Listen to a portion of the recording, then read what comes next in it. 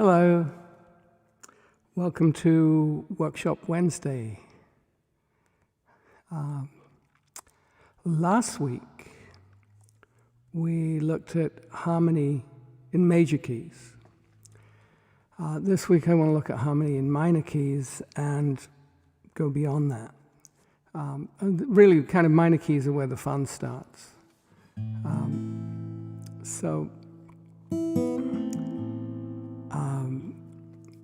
Here's a natural A minor. So A, B, C, D, E, F, G, A. Also known as the Aeolian mode, if you're into Greek modes.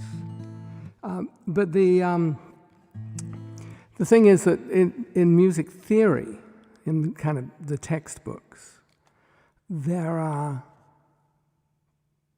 two distinct major scales. There's what's known as the minor scales. There's the harmonic minor and the melodic minor.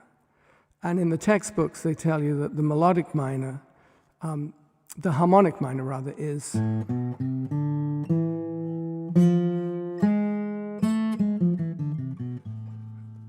going from an A to the F, but then with a G sharp.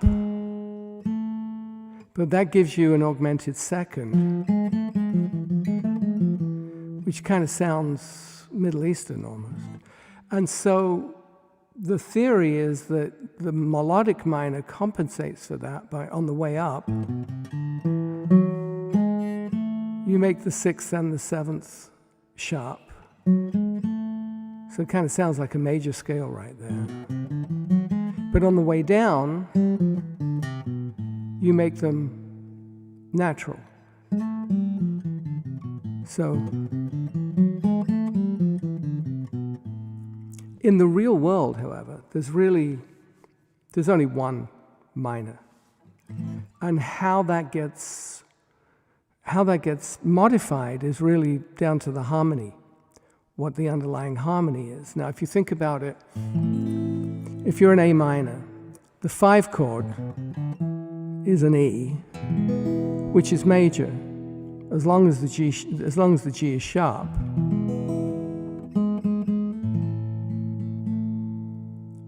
So, minor harmony is our subject for today. And of course, when we talked about major key harmony last week, there was an emphasis on 5-1 being, the dominant tonic relationship. And that's as true in minor as it is in major. There's an E going to an A minor. But if you subscribe to the melodic minor idea, where that G might be a natural rather than a G sharp. So you get an E minor chord there. But that doesn't give you the same feeling as going from the major 5, minor 5. In fact, if you look at it with that G natural, the G major chord actually has a stronger feeling to it.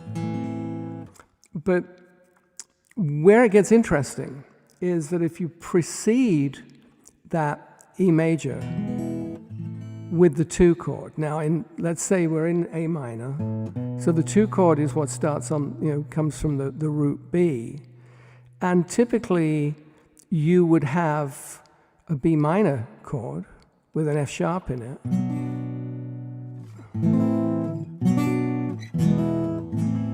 But you've also got the option of that being a B with the flattened 5th, with an F natural. And if you add the 7th to that too, you've got a B minor 7 flat 5. Very important chord. So B, an A, a D, and an F.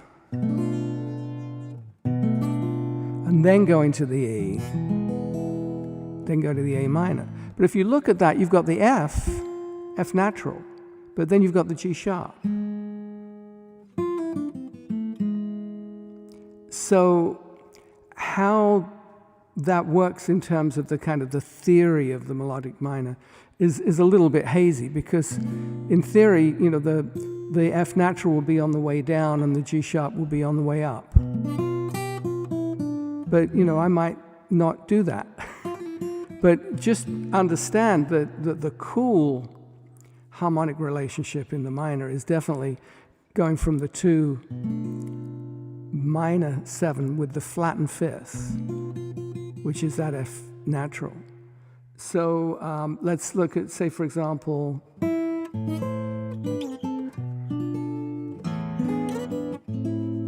the beginning of Carnival from Black Orpheus, the Bossa Nova standard. See, there's an A minor. Now you've got the A natural in the melody with a B minor. Think of it like a D minor chord over a B. It's the same sonority, same notes. It's just how you spell it. And then to the E. Now, if you think it just doesn't sound right. So I make that an F sharp. The modality of it, the sonority of it just doesn't work, because you're really dealing with the harmonic minor there. But let's look at where it goes.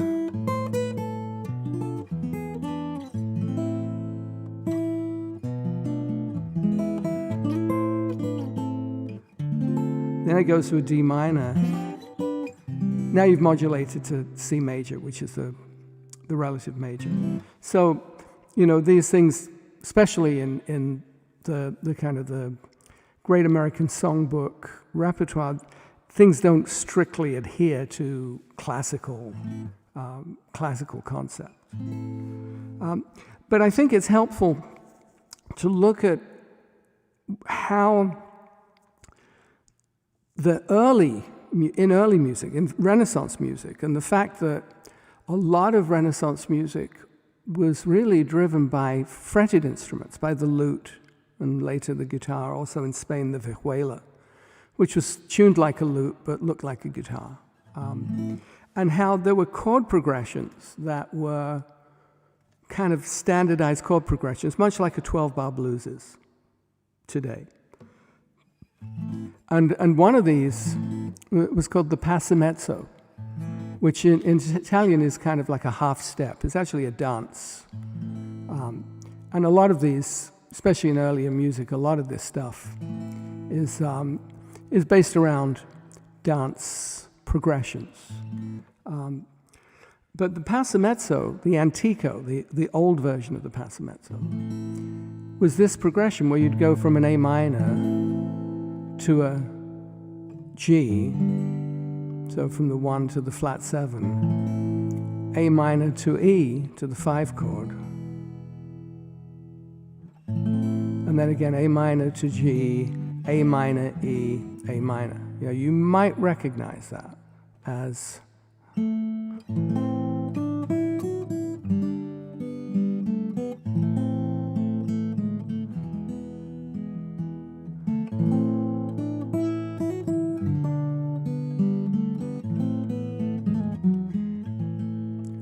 so you got the first strain of Greensleeves there is based on that progression. Then there was a development of it, a later version of it known as the Romanesca, where the first chord, instead of being the minor, was actually the major, or C major, the relative major, which then turns out to be the second section of Greensleeves, because it's C to G, A minor to E.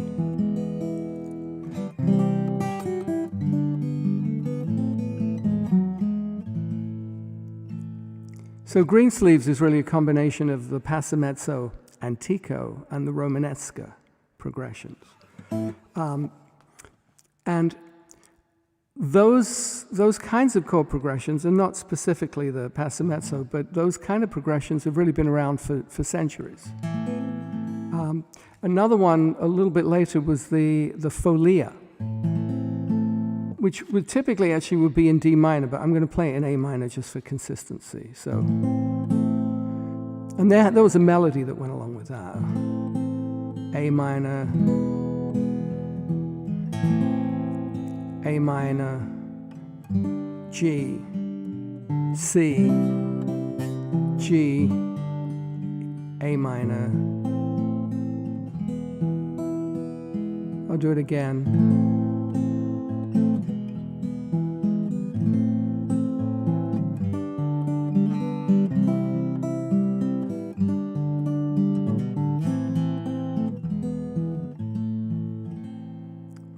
Now, one thing just in passing, it was very uncommon to end a minor key piece with a minor chord. That typically it would go to the major. And there's a technical name for it. It's the Picardy third, the tierce de Picardy.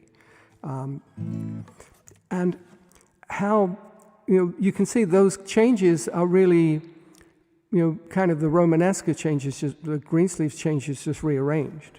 But that particular progression, the folia or the folie d'Espagne, was, you look it up on YouTube, Corelli, Vivaldi, all the way through. Beethoven used it, Rachmaninoff, a very, very common progression.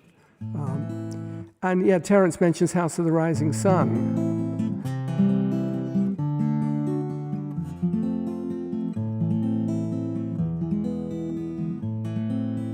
I mean, other than the fact that it adds the D, but that D with the F sharp in it is melodic minor material. In fact, even with Greensleeves, you can add the D. See, now you're in the key of G, really. E minor.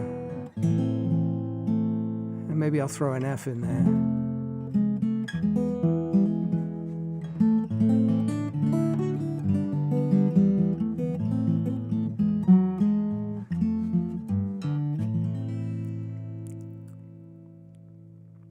Just expanding the harmonization a little bit. But, when you're in jazzier harmony, I mean, let's say, for example, I'm in A minor, let's say Summertime. Now, what have I got there? I'm playing an A minor with an added ninth and an added six. So it's like an A minor 6/9 with an F sharp and a C, open B, open E.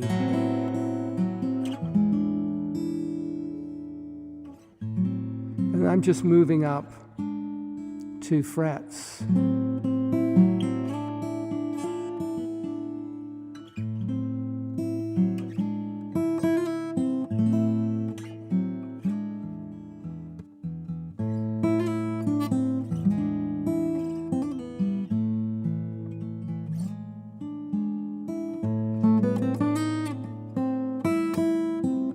Into the D minor.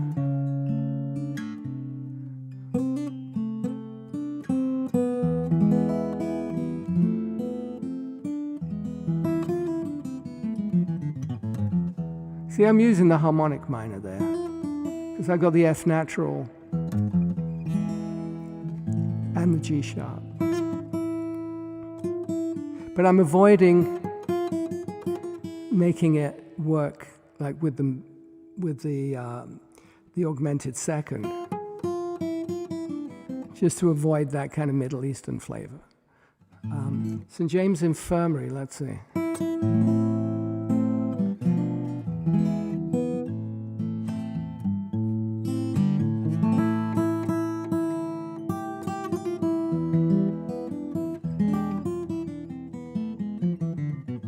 See, one of the things that's cool is because in the minor key you have, for example, on the 5 chord, on the E, you have a G sharp available, but also a G natural. So you get that E7 sharp 9 concept. But if you, let's say I voice it here, and then move that G natural down to an F, and then to the A minor. So let's back to Summertime.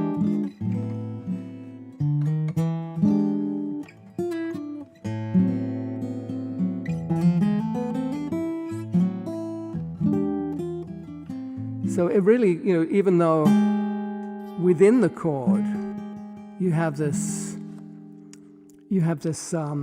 clash, you have the a major seventh. In the context, all that stuff just works quite naturally. Let's think. Oh, looking in E minor, I have a tune. Liquid Amber, starting on an E minor, go to a G7, a C7, because what that B flat is really it's a kind of a blue note in E minor. It's not in the scale, but I'm expanding it a little bit. So.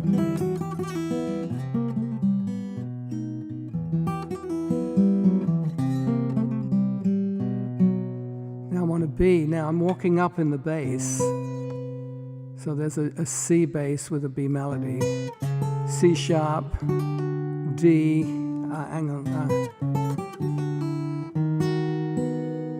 then moving up. So now all of those are in the scale, in the melodic minor scale of E minor. And it's really quite interesting when you start adding blue notes to it. You actually end up almost with a chromatic scale. So, the minor key, I think, reinforces the fact that minor keys give you a lot more harmonic substance to work with. That there's, depending on which direction you're going and what the underlying harmonies are going to be. But, Warren mentioned chord progressions bring back memories from music school. Well, this is the substance of music theory. But one of the things that they don't tell you is how much those early chord progressions were really driven by fretted instrument players, and especially as you get into the 17th century, into the 1600s, how much of that was driven by guitar players.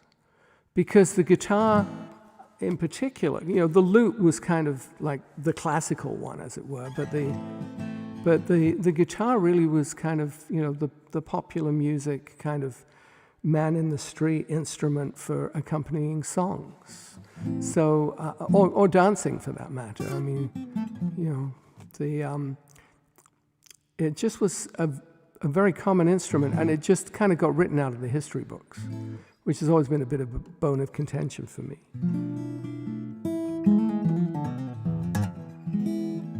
So you have these minor chord progressions. And interesting how you can play with that stuff. I mean, I mentioned a minute ago about the Picardy third. What happens if you start with a major, even though you're really in the minor key?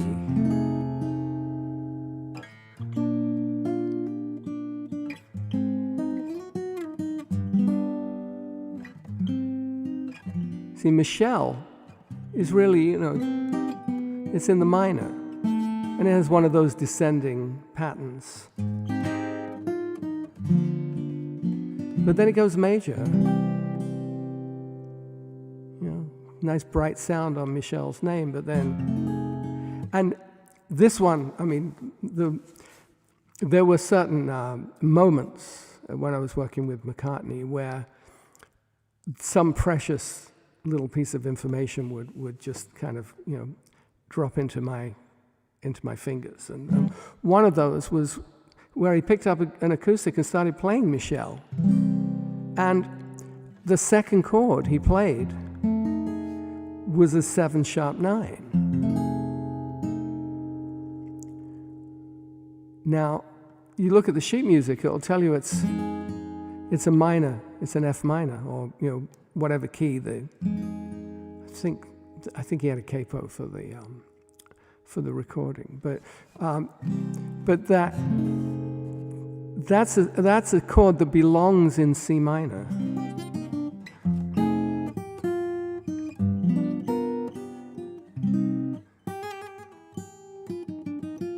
Because that A natural, let's see.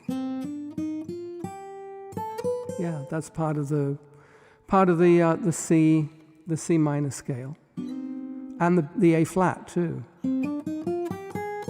So, there's an example, of how a Beatles song can really kind of take some element of music and just give it a little bit of a twist to make it original and interesting. Because the basic chord progression there, still that B flat, A flat, G. I'll put that in A minor. Let's go. Now, there is a progression which is very, very common, which is known as the Andalusian cadence, Andalusia as in Spain. And it isn't really a cadence because it's not just a 5-1, for example. It's a progression. But it's the progression that we know and love because it's in so much, so many things.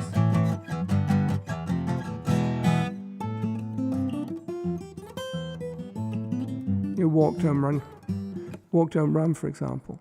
All Along the Watchtower is basically, it's without going to the E chord, it's A minor, G, F. You think about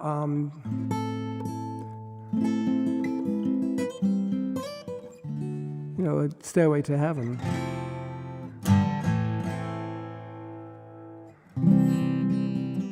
It's all those same kind of progressions. But the Andalusian cadence, what's really interesting about this one, it's worth taking a moment on, is that if you think of it as being an A minor, which is how we're commonly used. And by the way, Julie, none of this is any different if you're on electric guitar or acoustic. Last week I was playing electric, this week I just felt like playing acoustic. But all the musical substance of this is all exactly the same. It doesn't change. Whatever instrument you're playing on, whether it's a keyboard or a guitar or whatever. There are differences in articulation. For example, just as an aside, a progression like this sounds better on a classical guitar in that position, or rather than like spreading it out, doing cross-picking, which works really nicely on steel strings. That kind of thing. It doesn't ring the same way on a nylon string guitar, for example. So yeah, there are textural differences, there are fingering differences. But really, these things don't change from one instrument to another. Only the application really changes. But here's the thing about the Andalusian cadence. If you switch those 4 chords around, and instead of starting on if you don't think of it as being in A minor, but you think of it as being in E, and actually that would be modal in E because it would be a Phrygian mode, where in the Phrygian mode, the second degree of the scale is only a half step above the tonic. So rather than, which would be normally how it would be in E. So,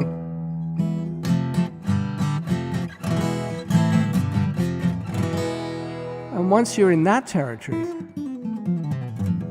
you're in flamenco territory. Now, same chord sequence. You're just changing your perspective. Instead of looking at it as an A minor progression, now it becomes an E progression.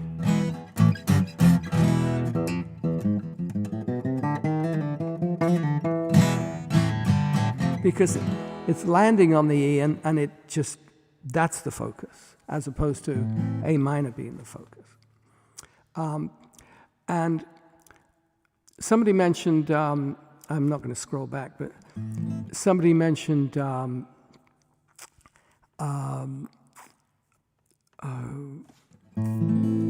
House of the Rising Sun. And of course, House of the Rising Sun was what Donovan taught to George Harrison when they were in India. And George then messed around with the changes.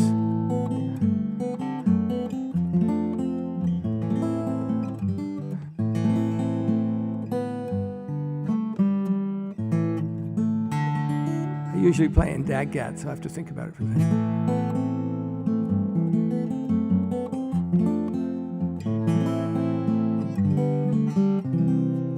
For that first section, and then he does kind of like an extended Picardy third section by going into the major, but same basic kind of progression, and with that same, with the descending bass line, so A minor, G, D, but over an F sharp. Remember last week we talked about inversions. Voicings and inversions, and just to refresh your memory, a voicing is the arrangement of the notes in a chord, A minor, A minor. An inversion is when the bass note is a different note other than the root. So, for example, here's an A minor chord, here's a first inversion A minor chord, basically an A minor with a C in the bass. Here's a D chord, here's a D chord, first inversion with an F sharp in the bass. So A minor root position, G root position, D first inversion, F, and then a root position D. So, but there's an example of this kind of more modal rock kind of minor, where you're not dealing with those kind of jazzier sounds that you get from the minor 7 flat 5 in the 2 chord, like with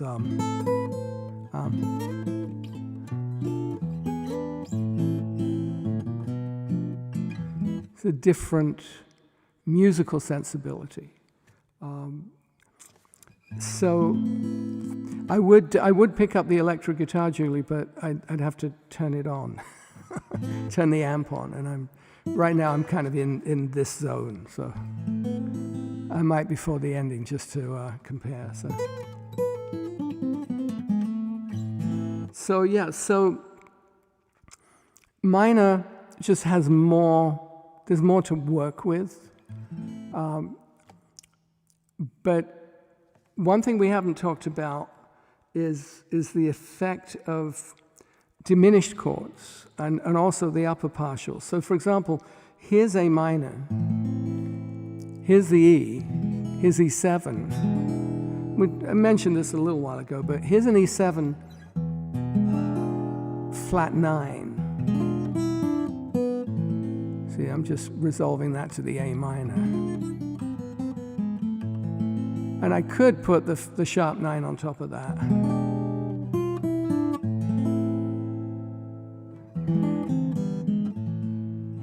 I could do that. Now, let me voice that E7 flat 9 here. So there's I'm going to use the open E for the bass note, G sharp, D, F, and B. Now, one thing you'll notice is that is exactly the same as a diminished chord. Whether you call it G sharp, D, F, or B diminished, it's all the same. But as soon as you put that E underneath it, and it becomes an E7 sharp 9, E7 flat 9.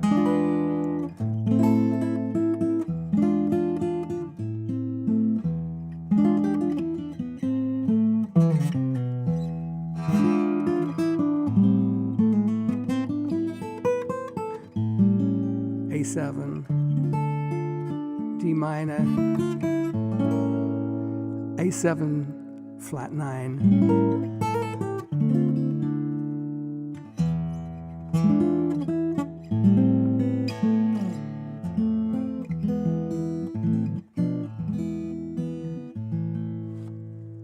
Yeah, chord names will change depending on what your perspective is.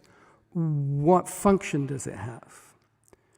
You know, well, those diminished chords, I mean, let's say, because remember from last week, a diminished chord is stacked minor thirds. So you can move it around. You know, it's, you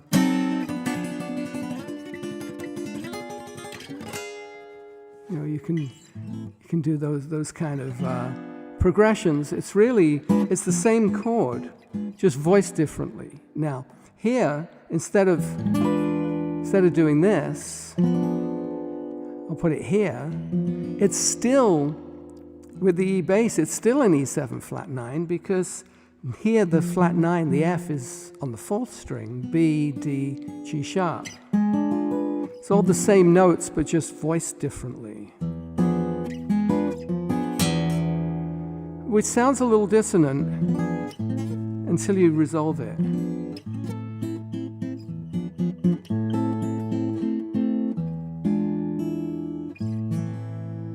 And the same could be up here too. B, F, G sharp, D. See, there's a lot of kind of internal relationships.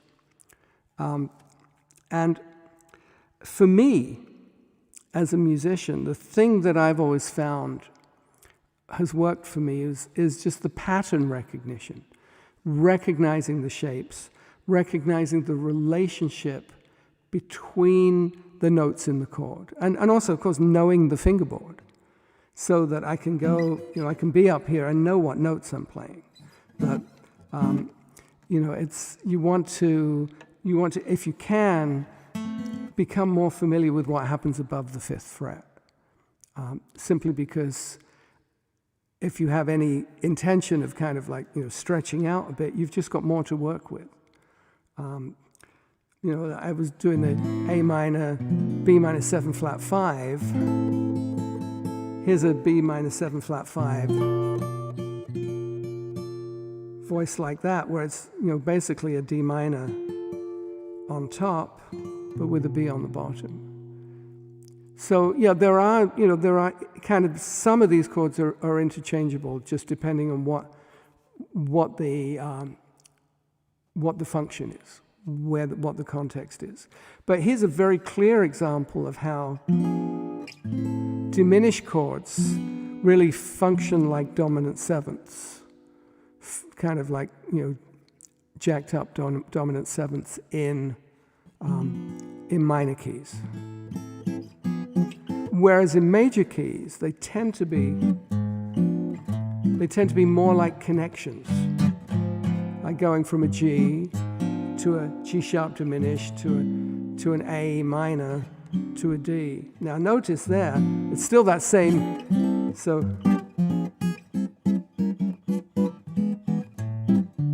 still that same relationship going, you know, leading to the A minor. But in this context, that doesn't quite work to treat it as a dominant in A minor, because it's just a connection, it's a passing chord. You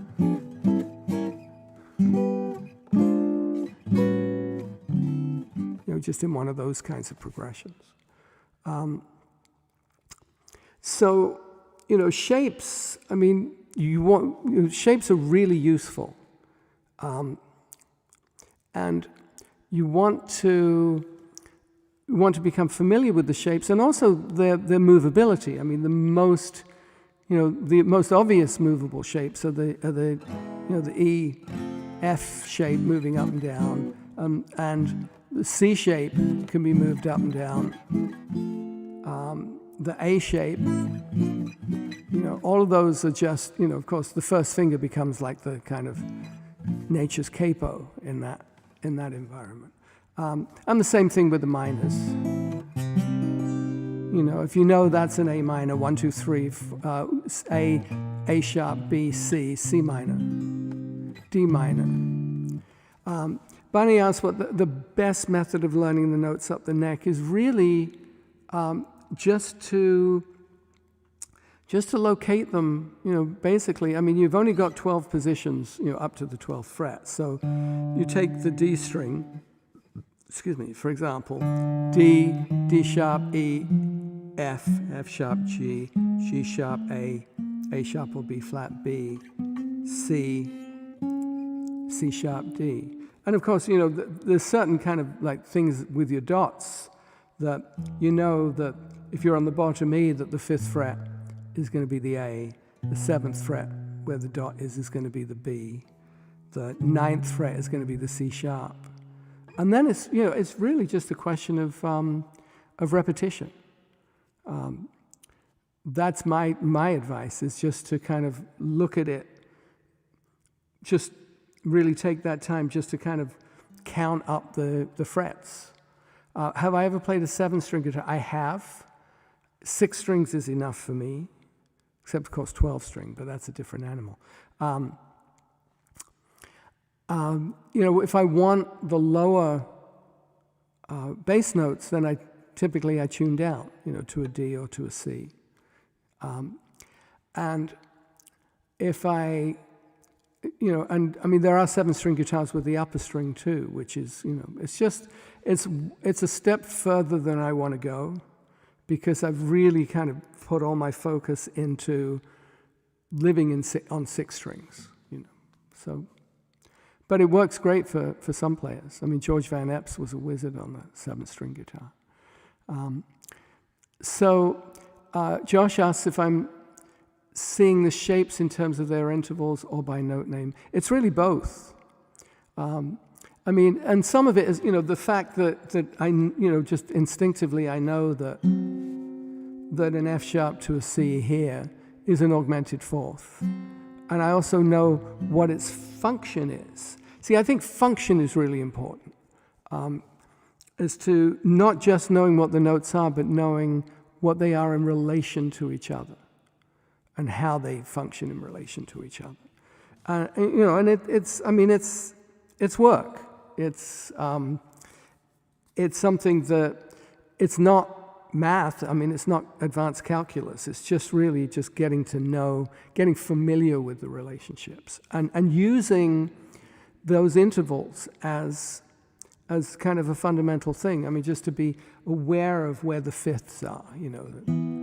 Let's say E and a B, a G and a D, A and an E, C and a G, you know, and just be aware of that stuff. Oh, I'm talking of 7 strings, Howard Alden, too, as well as Bucky Pizzarelli. It can help to say the notes out loud or say them, you know, just in your head. And then, you know, as you get more familiar with that stuff, it then there's a certain amount of muscle memory that gets involved in that, because you don't really have to think twice about certain chord progressions because they just kind of fall under the fingers. But I do think that it's really a good idea to just say, okay,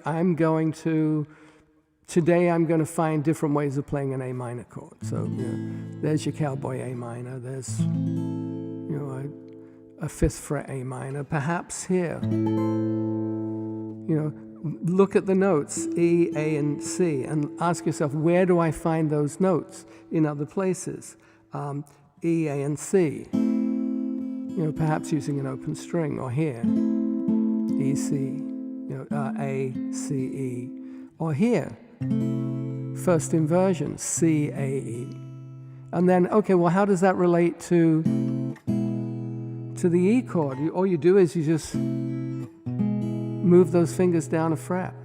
And you've got E, G sharp and E, B, G sharp and E, which is a second inversion with the 5th in the bass, second inversion E chord.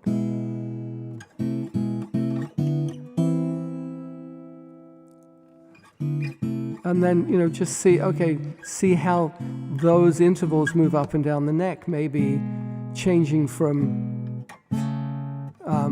major to minor 6. here's a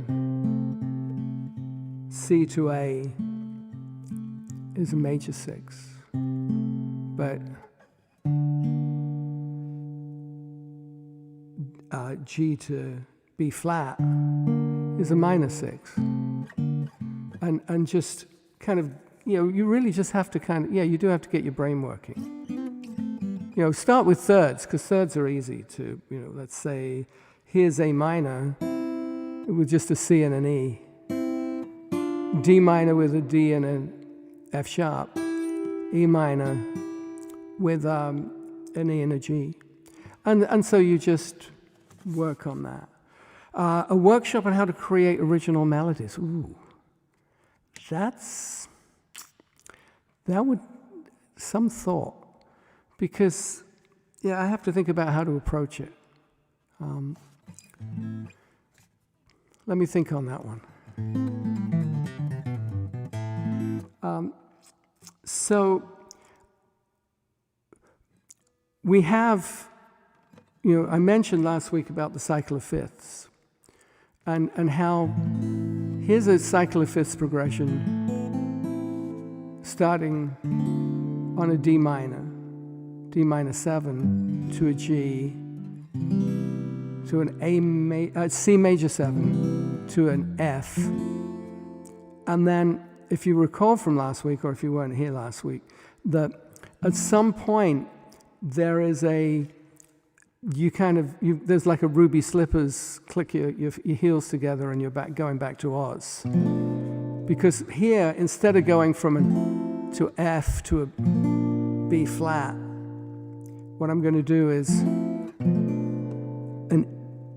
a B minor 7 flat 5, which is the 2, going to the 5 E in A minor. So, and then just for the hell of it, I'm going to go to an A major, D minor 7 to A to F to B minor 7 flat 5, E to A minor. So Autumn Leaves.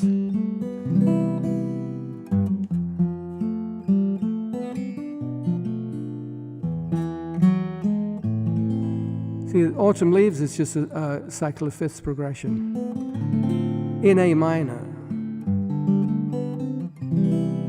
Well, there it lands on the C. It wouldn't sound right. It's not the right vibe if I went to the B flat there, so.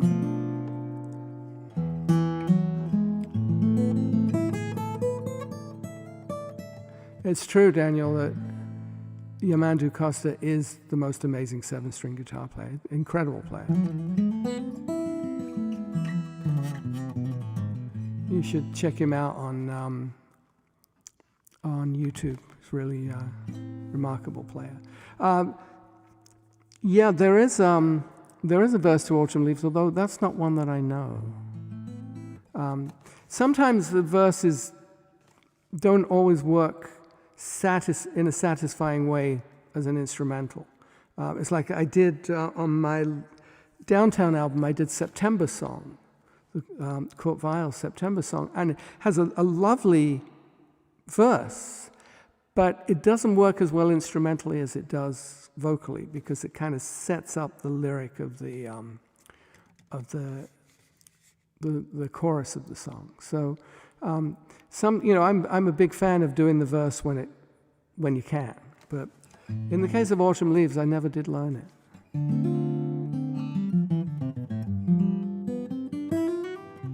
But there's an example of a cycle of fifths minor tune, and the same thing with I played this last week, but All the Things You Are.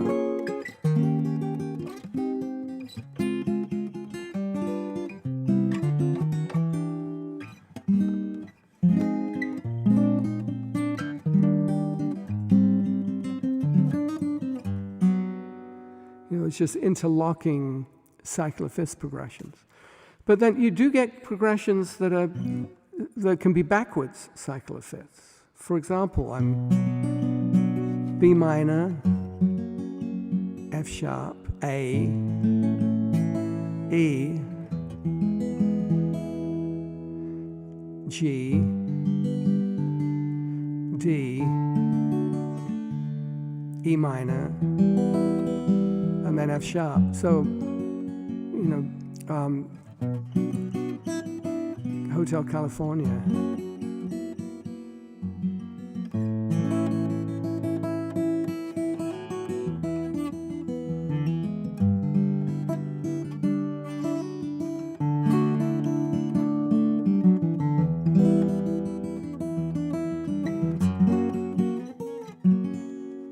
That F sharp gets you back to the B minor, but it's all backwards.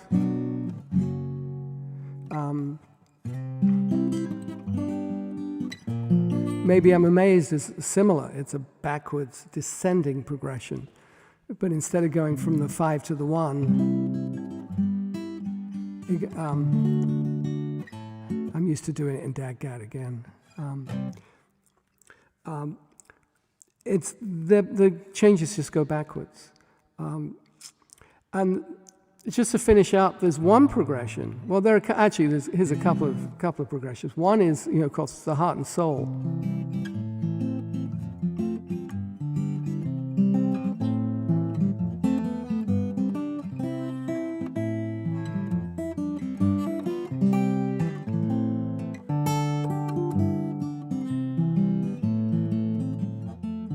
Which is just the, C, A minor, F, G, and variations on that.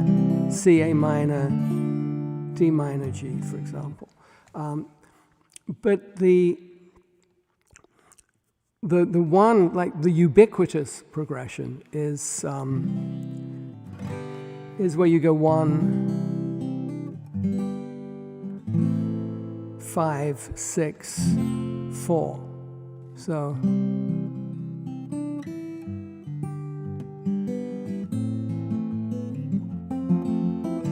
And if you rearrange that, like instead of starting on the 1, if you start on the 6 to the 4 to the 1 to the 5.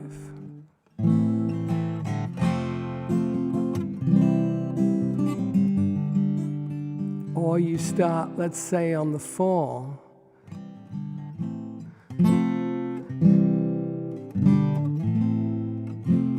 And just rearrange those, you get there's a whole bunch of tunes that are one, starting on that one point or another.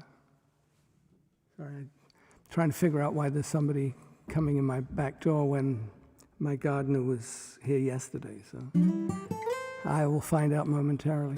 All right, any last questions before we start to wrap it up?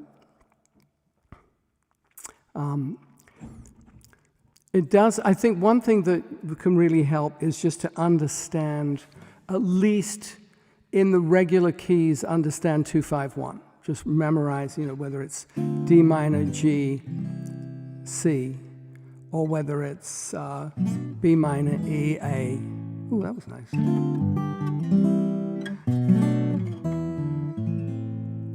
Huh. See, there's an example where actually the B minor worked just fine, rather than, it's much darker. Kind of a happy moment in there.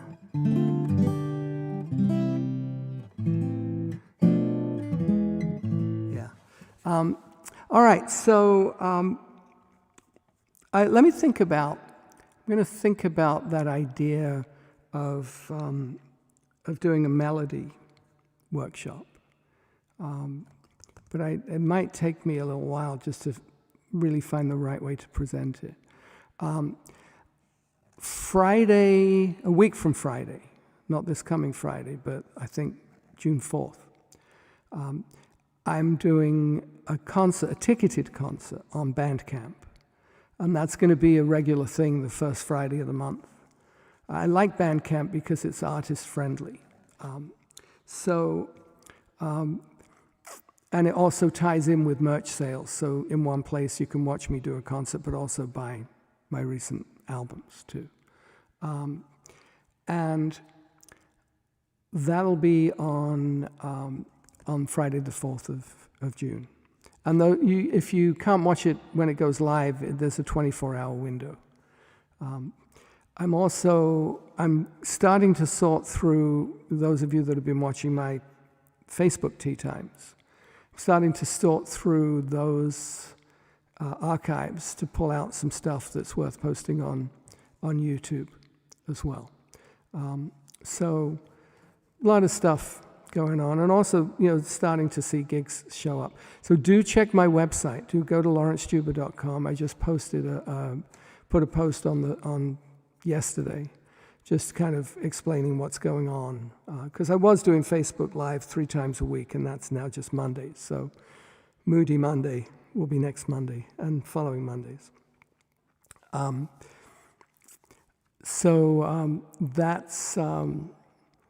That's kind of what my agenda is right now. But if you check my website, you can also readily find out what gigs are coming up, because there are starting to be a few. Not much traveling going on yet. But for the electric guitar players, and actually, while I think of it, because we were asking about what this would be like on electric guitar, let me just turn my amp on. I'll be right back.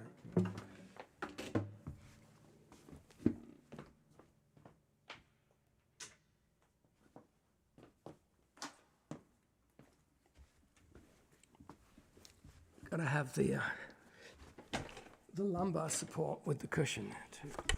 So for the electric guitar players, I'm doing a workshop at Sweetwater in Indiana, starting on August 12th, which is doing it with John Jorgensen and Carl Verheyen. So it's a real triple threat.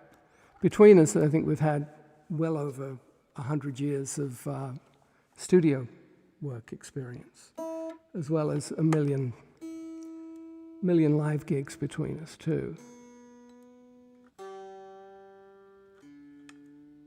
All right, so let's see what Greensleeves is going to sound like on electric. Hang on.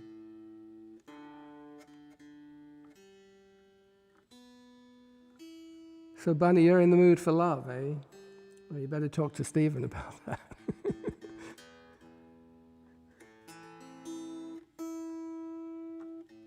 There we go.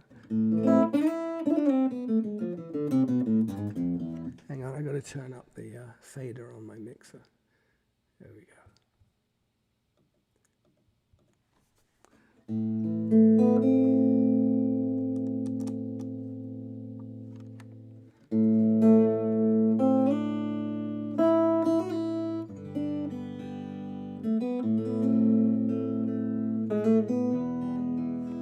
Let's give it a bit of reverb too, I think. There we go.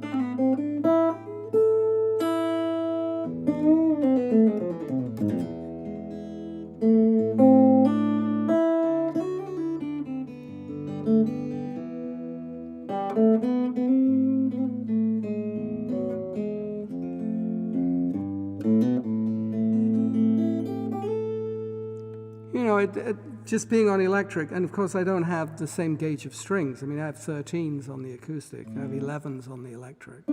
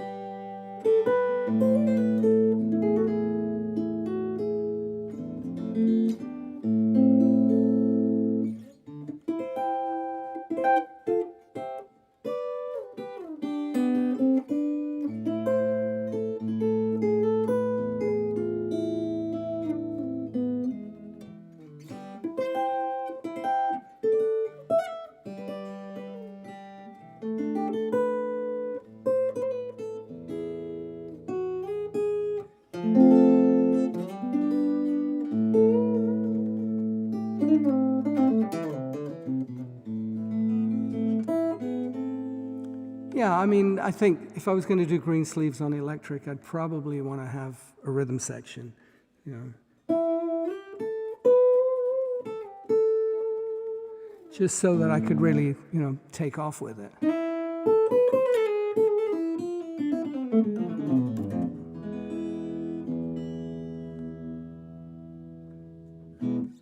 All right, let's see, what should I end up with today?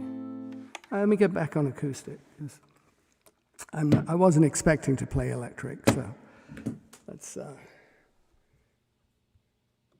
we go.